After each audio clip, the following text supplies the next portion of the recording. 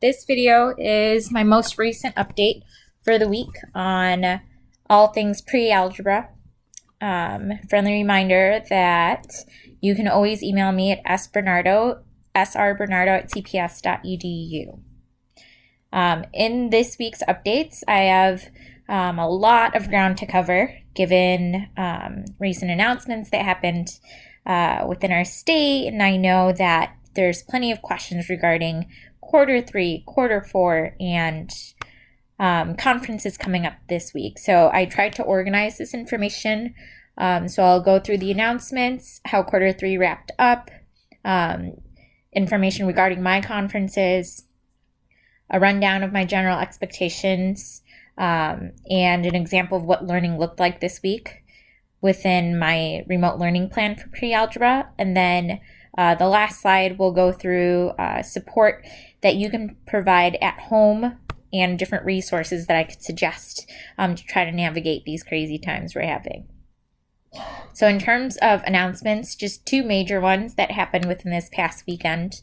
On Friday, it was officially ordered that Illinois schools would not be in session in person, but CPS is still hosting virtual classes until our scheduled last day, so that's June 18th.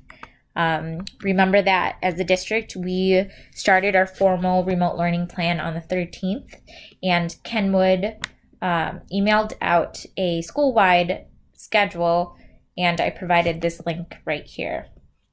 And for those of you who saw my update last week, it's the same schedule in my video, but essentially the main idea is that your student focuses on 2 subjects per day, and there's flexible time slots and things like that for each of these classes. And my colleagues and I, we've taken different approaches for what these time slots look like. They're all based off of our teaching styles, our comfort levels, and also help accommodate the responsibilities and what we're able to do at home ourselves as well. Okay. So moving along, in terms of quarter 3 wrap up, so I know a lot of you have given me questions on how I ended quarter 3 and in terms of quarter 3 grading. This graphic shows the accommodations I made, and a lot of the accommodations I made were informed by just the fact that out of 10 weeks, 4 of the weeks within quarter 3 were hosted during the school closure, and I wanted the percentages to reflect less on the work that was done during the closure, but more rather the work that was done before the closure. So I kept participation and homework the same in terms of percentages. Same thing with quizzes, since we had several quizzes for this quarter.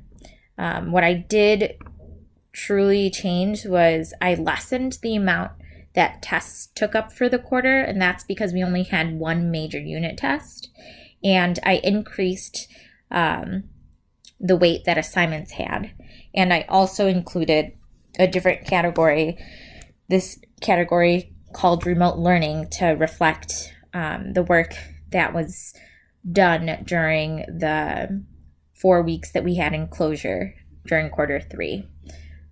Under this remote learning category, all I did was post 2 assignments. Essentially, I gave credit for students based off of their communication. So if students had emailed me, messaged me in some way, whether it was through their Gmail accounts, within Google Classroom, or different methods, if I got to hear from them in some way, this also includes virtual sessions, then I gave 10 out of 10 on the assignment. I did not penalize any student who didn't have the ability to engage or communicate in that way. So I marked it incomplete if I wasn't able to hear from this student. And the second assignment under remote learning was work submission. So in some instances, I would hear from students. They would ask me questions, send me emails, and even attend virtual sessions. But I also wanted to give credit to the students who did submit the work. And essentially, if students submitted work in any capacity, so whether it was Khan Academy or one of the homework assignments that I posted on Google Classroom, I also gave 10 out of 10. And if you saw an incomplete for that assignment, so the remote learning work submission, that simply meant that I didn't see any kind of work submission on Khan Academy or Google Classroom. And just to remind you that incomplete, when I marked that on Aspen, all that means is that it was not included in the overall average. So it doesn't bring a student's grade down. It doesn't mark it missing, anything like that. And any missing work from the closure and any missing assessments were marked incomplete. So if your student had a test or a quiz that they were absent for, and it was assigned before the closure, I still mark that incomplete, since assessments take up a good chunk of their grade and they have every opportunity to make it up. I know I sent over some tests and a couple quizzes to students via email, and I'm more than happy to do that for students who still have a quiz or a test to make up. And furthermore, I also dropped the lowest grades in the assignments category, quizzes, and homework. So typically I only drop the grade in homework, lowest grade in homework, but I decided to do so for assignments and quizzes as well. Okay. So with this next topic in terms of conferences, us teachers, I'm going to be very transparent. We had to do a quick turnaround in learning how to arrange conferences online.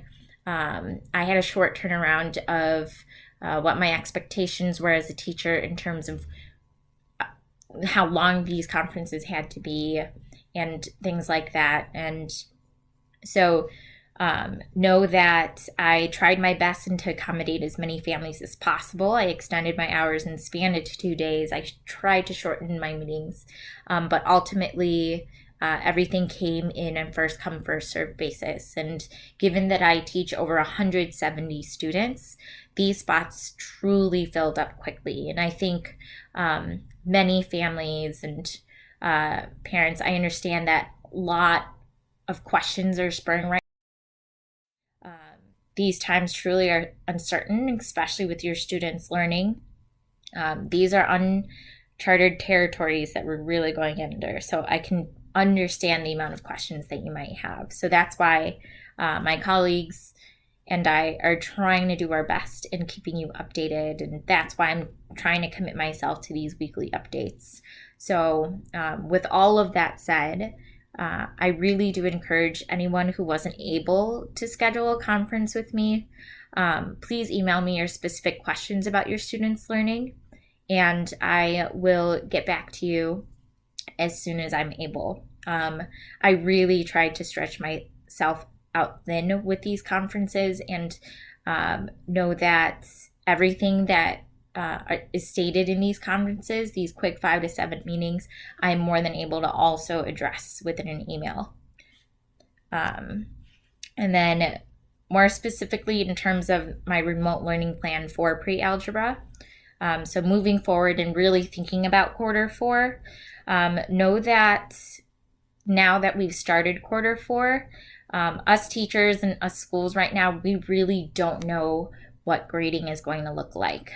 Quarter 3, there was a little bit of navigation since 6 out of the 10 weeks we were in session. But now that we have this entire quarter and the end of the semester coming while in virtual sessions, I'm waiting for information just as you are. A lot of times us teachers are getting the news and the information the same time as the general public. So please be patient when it comes to quarter 4. The only thing I do have control over is the fact that any work that your student submits, I will still grade it and give them feedback.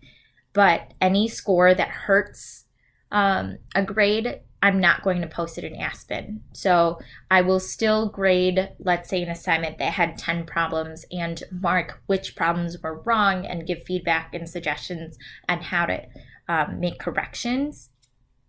And if their score helps their average, I'm going to post it on Aspen. But if not, then I'm going to return the work to everybody. And I encourage all students, because they have the ability to do this, I encourage them to resubmit it and do the work again with my corrections. And then with that, I am more than happy to post that grade. So if you see an incomplete on Aspen, it has the same policies as applied as what I mentioned in quarter 3, where all that meant is that I am not publishing this grade, or the assignment wasn't done, so I didn't grade it, and that assignment won't be included in the average. In terms of weekly expectations, and this is really geared to you students, please make sure you check the course calendar. This is a document that I know I've mentioned and have had the students use since September, right? So if you scroll all the way down, you could see some of the posts in the structure I had since way earlier in the year. And I've adapted this course calendar to match the needs of our remote learning plan, right? So if you look at the Kenwood school-wide schedule, math is designated to be on Monday afternoons and on Wednesday mornings. Now, on the schedule, it shows that work within these sessions should happen during a span of a couple hours. And in each section of this course calendar, I show what is the suggested math work, when is it due, and how should it be submitted. And then I also put the time for my actual virtual lesson. So an example from this week is I provided the information on how the students could enter the virtual session. This was the short agenda that I went through on Monday, where I checked in with them. I gave an overview and answered any general questions they had about this work. And I put down the topic that I would cover. So this week, our focus, so we're in our geometry unit, our focus is on volume. So I split up the work between Monday and Wednesday. Monday, we focused on prisms and spheres. Wednesday, this morning, we focused on cones and cylinders. And I try to embed all the links to the assignments in here. And in terms of the virtual sessions, if your student isn't able to make them, I also put a row for instructional materials for the week. So, and this is also, I've learned, as some students have told me, is helpful because let's say even after the virtual session, you forgot what we went over or you don't understand the topic still. I provide notes here, and then I also post the notes from the virtual session that day. Right now, this version doesn't show the virtual session notes from this morning, but I will put that on here. And it allows students to see what we went over. And I also typed in different announcements and things like that that I might have discussed during the virtual session. In addition to these notes, I also put different videos.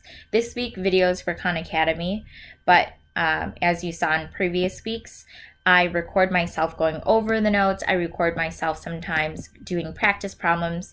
So even for those students who can't attend the virtual sessions, I try to make myself available and still make my teaching style an option for understanding everything. Okay, so truly this course calendar is the main hub for how students get access to what my expectations are for the math work and things like that. I also talk about office hours. I typically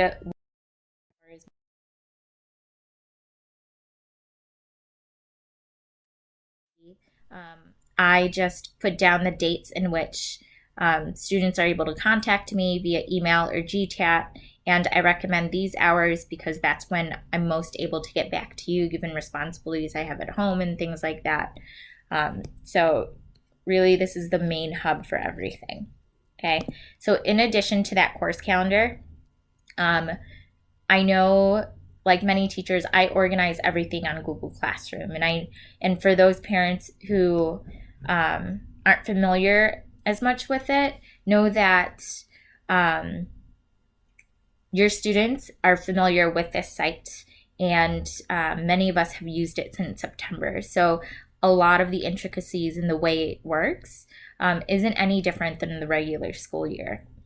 I know personally in my pre-algebra classes, we started this routine of having math labs once a week. So fortunately enough, I was able to put in these routines of online work and expectations for submission before the closure. And then my main message to all of you students is make sure that during this time, work on the stuff that you're able to get to. I understand all the different circumstances. I can only imagine the different circumstances that you're all going through, and I'm going to be realistic with my expectations, right? So work on the assignments that you're able to, and please don't stress if you can't get it all done. The biggest message I would have for you during all this is knowing that I can't penalize you for grades right now. Truly focus on your growth as a learner. How can you really improve these skills on these topics that we're going through? In this geometry unit, I'm able to have these creative liberties where I'm going to show you some of the stuff that I teach my high school sophomores right now in my geometry classes. And with this time, I hope that you get as much of it as you want to, right? So ultimately, you'll get much out of this as you put into it. And with that said, I think I forgot one section too. In more detail for these virtual sessions, these are my times. Remember, that was on the course calendar. This link shows a slide that I pop up at the beginning of every remote learning session and virtual session. So if you remember, the course calendar shows an example agenda of what I cover, and then these are kind of the guidelines I give them. And the last bullet point is usually what I change every session. So sometimes I might ask them to have a writing utensil and something to write with. Sometimes I might just ask them to just pay attention or engage in discussion. But I try to make these expectations clear and remind students of them every time they log in. So with this last slide, my goal was to kind of come up with a quick list of how you at home can help support the learning of your students. And know that this list isn't exhaustive. I imagine myself to suggest new resources that I learn of every week so that I can best support you as your student's teacher. And if you have any other resources that you found, I would be more than happy to take them. So please email me and I could try to feature them in my update in the following weeks. But these are some of the suggestions that I got from families thus far and that I've seen to be successful. The first is, if you're able to, make sure to have students set up some kind of learning station. I know some of you students are fortunate enough to have a desk or your own room and you could focus in that sense. But for those of us who have different living arrangements and things like that, some good examples I've seen are maybe the kitchen table or a specific corner in a room. I sometimes put myself, when I work on my school stuff, in my living room, and I put headphones on and I just keep working and make that the fact that I put headphones on and take all distractions away as kind of my learning station or working station. I know that as a parent or as a guardian, it could be really inundating to hear all of these different messages from different teachers. We're each using our own preferred way of posting assignments, our own preferred way of doing virtual sessions and providing information and communicating. And so with that said, even though I can't control and give you a streamlined way to find all of this, I know that what we do have control over, or what your student has control over, is creating a system for themselves that keeps track all of their work in some way. Last week, I made one of the assignments for my pre-algebra classes to turn this in. So this is a suggested resource that I have for students to use. I had it mirror Kenwood's school-wide schedule where I post Monday through Friday.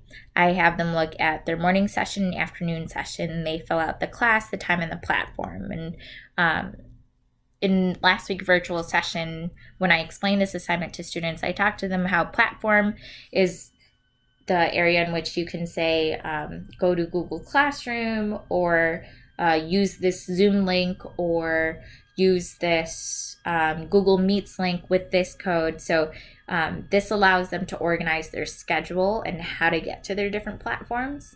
And then on the bottom, I provided a work tracker where they list what is the work that they have to do for that class, and when is the work due, and how is it supposed to.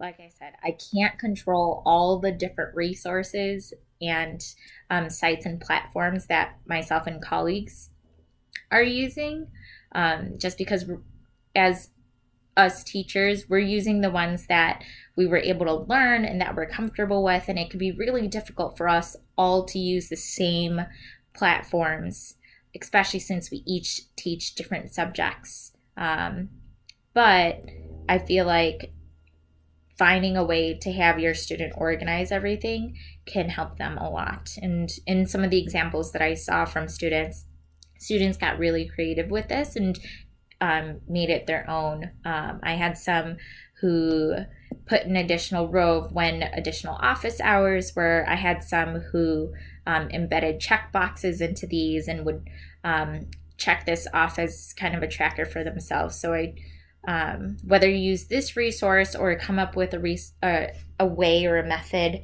at home for yourselves that works for you, I think keeping track of everything and writing it down in some way truly is going to be helpful. Just a last couple more points. A lot of you have already emailed me and got this access, but remember that you have the ability to get Guardian access in Google Classroom, and all you have to do is email us teachers. And Guardian access allows you to get summaries of the work that we post and when their due dates are. And ultimately, my biggest message that I want to give to you is just make sure to cut yourself some slack and trust as teachers as we're working through this. This is an ongoing learning process for us as much as it is for you.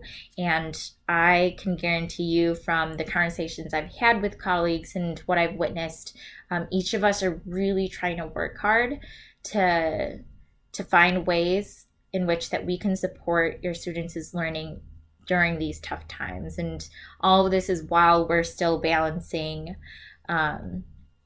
responsibilities and stuff of our own at home. And I wanted to keep this little letter on the bottom left of this screen because it's been something that's been circulating around the teacher world on social media, and I think it truly encompasses my feelings, where my thoughts are right now. So ultimately, I know this week's update was lengthy, but I wanted to be as comprehensive as I could, knowing the questions that many of you have been asking me. And please remember that I'm never hesitant in answering your questions through emails. So I hope all of your families stay safe, and I look forward to talking to many of you during conferences in the next couple of days. Thanks, everyone.